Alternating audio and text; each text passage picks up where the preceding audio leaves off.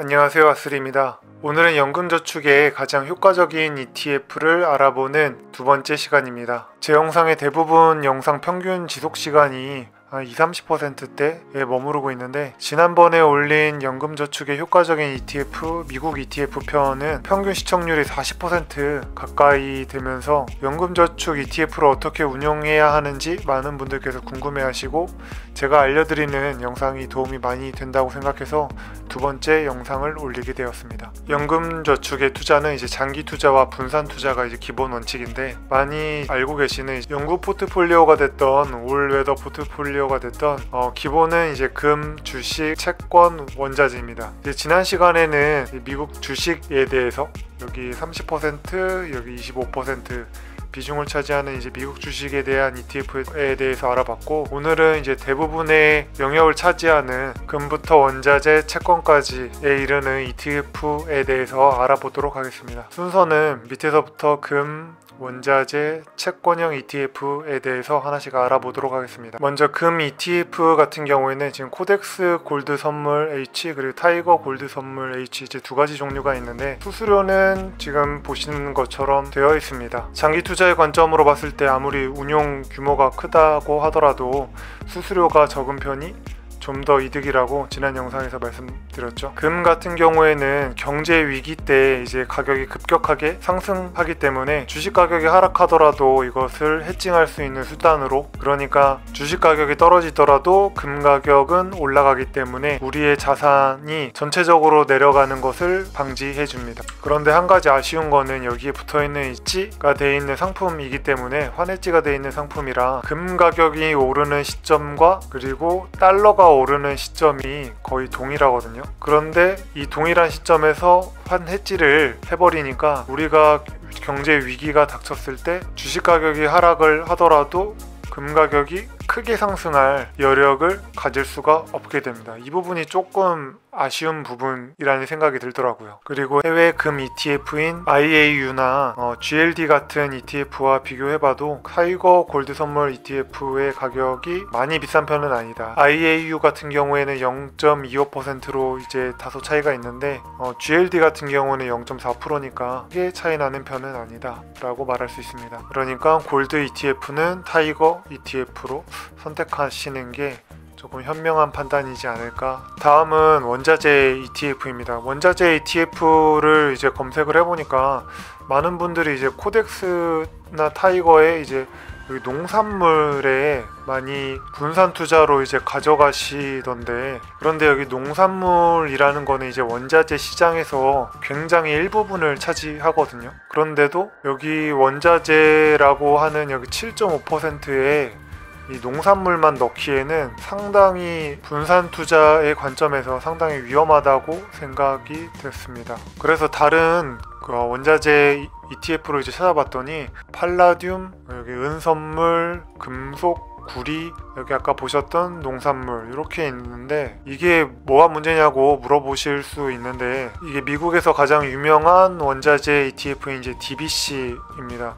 이 DBC 같은 경우에는 에너지 섹터, 농업, 산업용 금속, 귀금속 이런 식으로 다 투자를 여러 분야에서 해주고 있기 때문에 충분히 보여드렸던 포트폴리오처럼 원자재 섹터 안에 투자할 수 있는 게 되는데, 지금 이렇게 원유가 좀 빠져있긴 한데 여기 있는 거를 다 넣어가지고 우리가 관리를 하기에는 너무 이제 힘이 든다고 생각을 했습니다.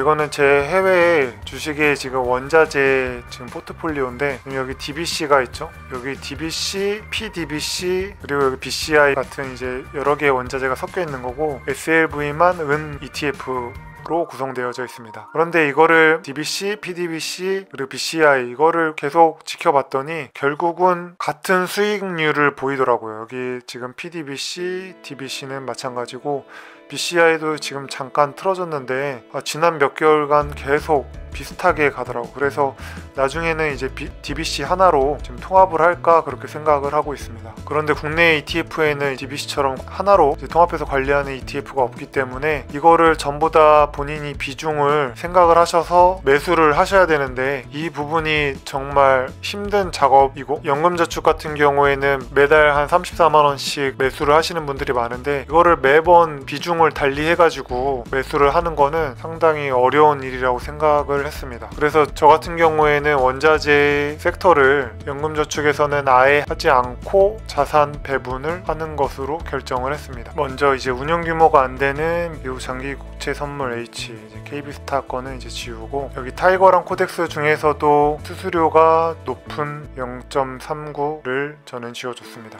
이거는 수수료가 그렇게 많이 차이는 안 나기 때문에 이거는 이제 운용 규모를 보시고 취향에 따라서 하셔도 무방할 것 같습니다. 저는 이 중에서 아리랑의 이제 미국 장기 우량 회사채를 연금저축 ETF 안에 구성하지 않았는데, 그 이유는 먼저 이 그래프는 코덱스 미국 울트라 30년의 그래프입니다. 여기 보시면은 코로나 상황에서 점점 채권 가격이 상승을 하다가 갑자기 이제 떨어진 날, 여기 3월 18일, 19일 이 부근은 모든 자산 가격이 이제 패닉 셀을 했던 시기거든요. 이러고 바로 반등을 해서 지금 4월 3일에는 원래 채권 가격을 회복을 했습니다. 그러면 이게 무슨 말이냐면은 우리가 여기가 오르는 동안 주식 가격은 30% 이상 떨어졌습니다. 그런데 채권 가격이 상승을 하거나 아니면은 평상시 채권 가격 정도는 유지를 해줘야 우리의 자산을 좀 보호할 수가 있을 텐데, 채권 가격이 금방 반등을 했기 때문에 4월 초나 이제 중순쯤에는 우리가 채권을 처분을 하고 주식을 매수하는 그런 전략을 삼을 수가 있는데, 회사채 같은 경우에는 고점 대비 떨어졌다가 떨어진 날도 3월 24일, 5일까지 계속 지속됐고, 오르는 기간도 4월 중순이나 말, 그러니까 패드에서 회사채를 사들이겠다라고 할 때까지 이게 너무 오랜 기간이 걸렸습니다. 이 중순으로 넘어가는 이 기간은 주식 가격도 많이 반등을 한 상황이었거든요. 이 반등도 패드에서 회사채를 사들이겠다고 말했으니까 이 정도 반등한 거지, 그러니까 채권처럼 그렇게 많이 오르지 않았을 겁니다. 아까 보셨던 미국채 울트라 30년 같은 경우에는 미국 국채이기 때문에 미국 중앙은행에서 회사채를 사들이겠다는 것과는 거의 영향이 없는데, 만약에 내가 회사채를 가지고 있었다면은 이 부근에서 계속 아마 머물러 있었을 겁니다. 그리고 이게 또 반등도 그렇게 많이 하지 않았기 때문에 한 9% 정도 되나요?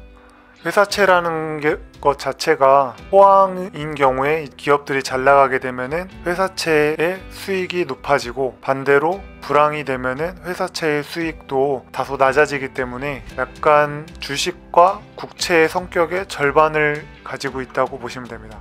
그래서 주식에 빠졌다고 회사채를 팔기에도 애매하고, 주식이 올랐다고 해서 다시 회사채를 사는 그 부분이 국채에 비해서 조금 애매한 부분이 있어서 회사채는 제외를 시켰습니다. 그럼 남은 거는 이제 삼성 코덱스의 미국채 울트라 30년 선물 H와 그리고 코덱스의 미국채 10년 선물이 남았는데, 둘 다 10년 이상인 장기 국채 성격을 갖고 있습니다. 그런데 이제 아무래도 30년 선물 같은 경우에는 더 장기 국채이다 보니까 변동성이 훨씬 더 크겠죠. 이거는 변동성이 조금 위에 거보다 작을 것이고, 근데 안타까운 거는 이 미국채 울트라 30년 선물 H가 해외 주식 분산 투자를 할 때 이제 많이 하는 이제 TLT ETF 대체로 많이를 하실 텐데, 이번 코로나 장에서 코덱스 10년 선물 같은 경우에는 2월 초 기준으로 15% 상승한 데에 비해서 미국채 울트라 30년 선물 같은 경우에는 환해지가 걸려 있는데도 불구하고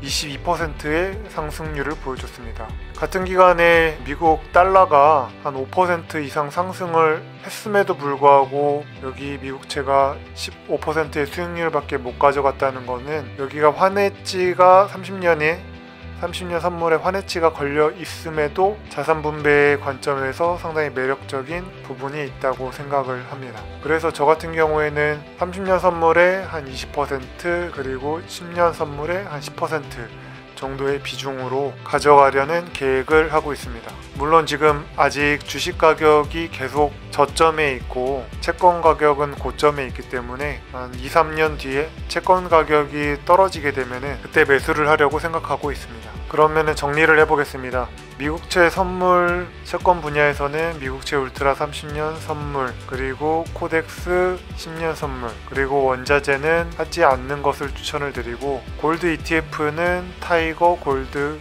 선물이 수수료가 저렴하기 때문에 이것을 하는 것을 추천을 드립니다. 이번 시간까지 해서 미국 주식 그리고 금 그리고 채권 ETF에 대해서 알아봤습니다. 여기에 추가해서 추천을 드리는 거는 인도 니프티 50 ETF가 있는데 신흥국 펀드로는 나쁘지 않은 것 같더라고요. 합성 ETF이기는 한데 관심 있으신 분들은 제 블로그에 오셔서 제가 분석한 자료가 있으니까 한번 봐주시면 좋을 것 같습니다. 오늘 영상은 이것으로 마치겠습니다. 이상 아슬이었습니다.